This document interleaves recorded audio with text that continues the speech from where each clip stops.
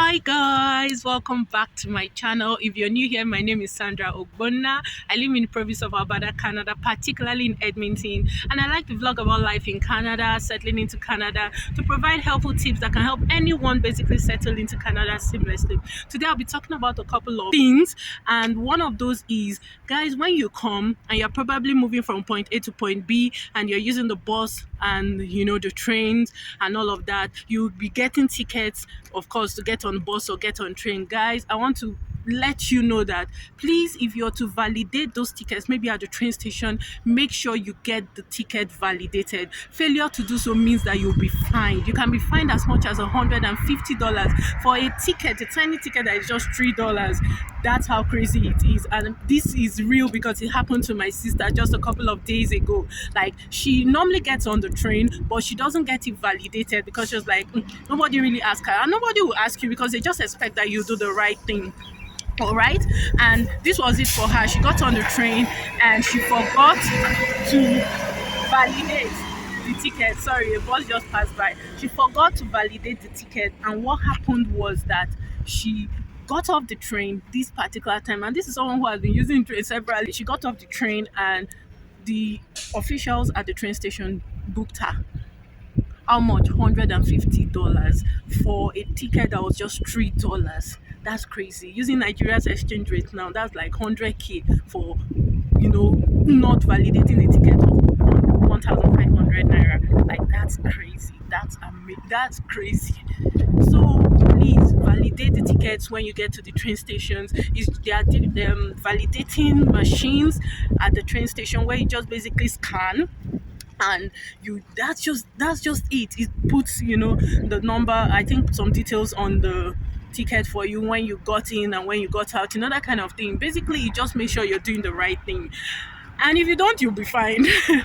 Guys, also, I would like to say that please make sure that wherever you are, you know the bylaws that govern the place. Like, as little as very little bylaws. If you fail to obey those bylaws, no talk, you'll not even see any official coming to harass you, but you will be fined, or in some cases you may be charged to court. That's how crazy it is. So, for example, parking laws. Now, there's different parking laws that govern different places. Some places, yes, you'll be required to, like, you can park for free, but in some other places you can park for free for only a few hours, and then you have to pay. And if you do not pay, of course, you'll be fined. It's crazy because everything is in the system. It's just so crazy. This one in particular, for example, if you're going to a residential place to visit your friends or something, and they live in maybe an apartment building with a large car park, what you need to do is to make sure that you are abiding by the parking rules of that residential place.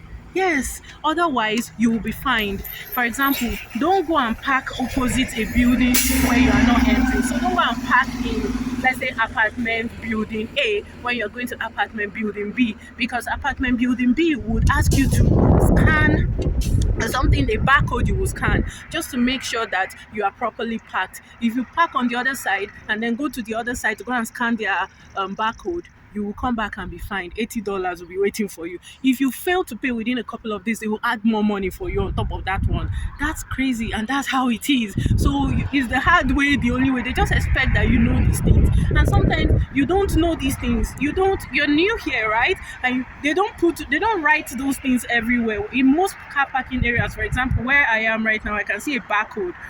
And so if you just go do what you need to do and do the right thing. So the system makes sure that you do the right thing, and failure to do the right thing means that you will be fined. And if you do not go and pay that fine, you will be further fined.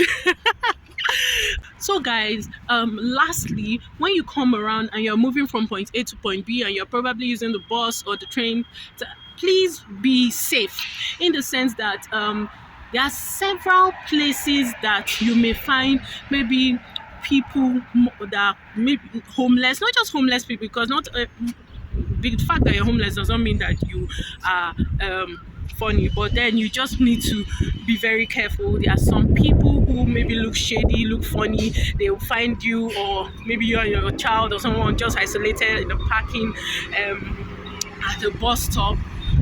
or train station in one alley, please be very, very careful. This particular one happened to me because I was actually alone at a bus stop, and what happened was that, sorry, the bus just passed. And basically, what happened was that I was alone there.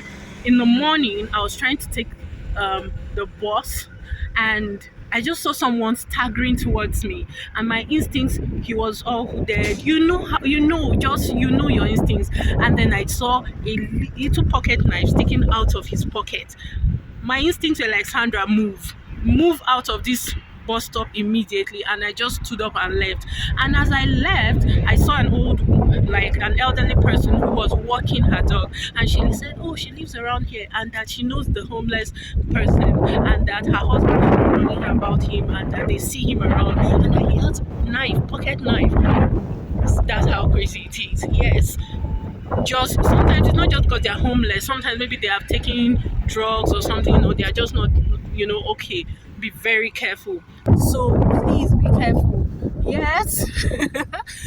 Just be careful. Follow your instincts. Make sure you're not somewhere isolated. If you are confused, ask questions. Google should be your friend. Please make sure you always have internet, like data, and just always check, just to make sure that you're doing the right thing. Anyways, guys, I hope you enjoyed this video. If you did, don't forget to like, share, comment, and subscribe. Let me go and get on my train now. All right. Until next time. Bye. Next day, guys, this next day was a Saturday. So basically, my husband and I had been craving like Yahuza chicken, suya, that kind of thing.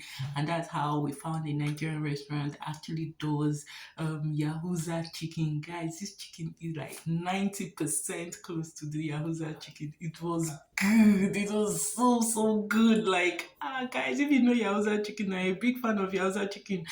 Please just know that it's here or in Edmonton. So basically, it came with sauces, different kinds of sauces, like 3 sauces. We ordered roasted yam. That's roasted yam there. Roasted yam, guys. Street food. Then no, that's yam, and those sauces, like, it's different. All those kind of sauce that you get on the street. My sister will probably be laughing now because she knows that this is what I used to. I think this was even something that my husband used to do like almost all weekends in Nigeria. So it's brought back memories, and it's so good that my daughter enjoying it. 2 of us together like this, kindred spirits on top of this food.